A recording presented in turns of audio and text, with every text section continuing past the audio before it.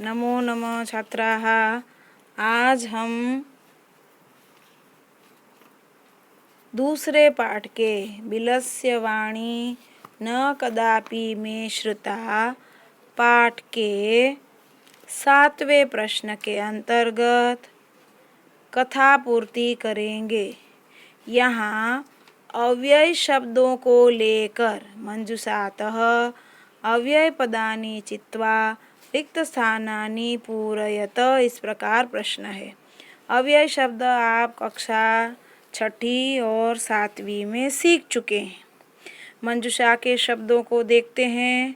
कश्चन कोई, दूरे दूर, नीचैः नीचे, यदा जब, तदा तब, यदि अगर, तरही तो, परम लेकिन, च मतलब और सहसा अचानक। यहाँ इन शब्दों को ध्यान से देखिए। वैसे लाइन से एक एक शब्द उत्तर में है, कहानी में है, लेकिन कहानी अच्छे से समझनी है। अगर ये इन शब्दों को बदल भी दे तो भी आपको कहानी पूरी आनी चाहिए। इस प्रकार से कहानी को अच्छे से समझिए। एकस्मिन् वने, एक वन में, कश्चन व्याधः कोई एक शिकारी, जालम विस्तीर्य जाल बिछाकर, दूरे स्थितः दूर खड़ा रहा। किसी एक वन में एक शिकारी जाल बिछाकर दूर खड़ा रहा।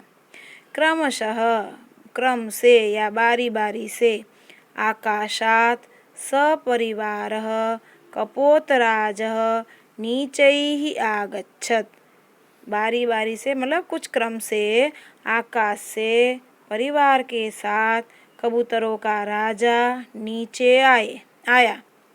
यदा कपोताः जब कबूतरों ने, तंडुलान अपश्यन् चावल के दानों को देखे, तदा तब, तेषां लोभो जातः तब उनको उनके ऊपर लालच पैदा हो गई। चावल के दाने खाने के लिए वो ललचा गए। परम लेकिन, राजा सहमतः नासीत्, लेकिन राजा वहाँ सहमत नहीं था। राजा वहाँ जाना चाहिए, इस विचार से वो राजी नहीं था। तस्य युक्ति ही आसीत्, उसका विचार था, राजा का विचार ऐसा था।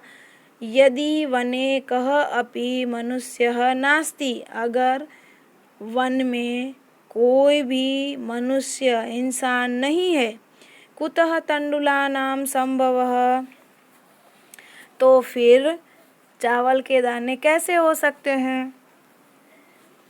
परम राज्ञः उपदेशम अस्वीकृत्य, लेकिन राजा का उपदेश नहीं मानकर, कपोताः तंडुलान खादितुं प्रवृत्ताः, लेकिन राजा की बात नहीं मानकर सारे कबूतर चावल को खाने में लग गए। और जाले च निपतिताः, और जाल में फंस गए। अतः उक्तम, इसके बाद आपको इस कहानी से मिलने वाली सीख दी है। सहसा विदधित न क्रियाम, अचानक कोई काम नहीं करना चाहिए।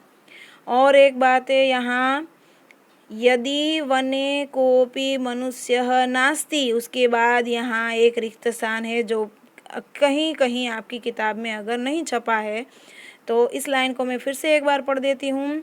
यदि वने कोपि मनुष्यः नास्ति, अगर वन में कोई मनुष्य नहीं है, तरही तो, कुतः तंडुलानां संभवः, तो चावल के दाने कैसे शक्य हो सकते हैं।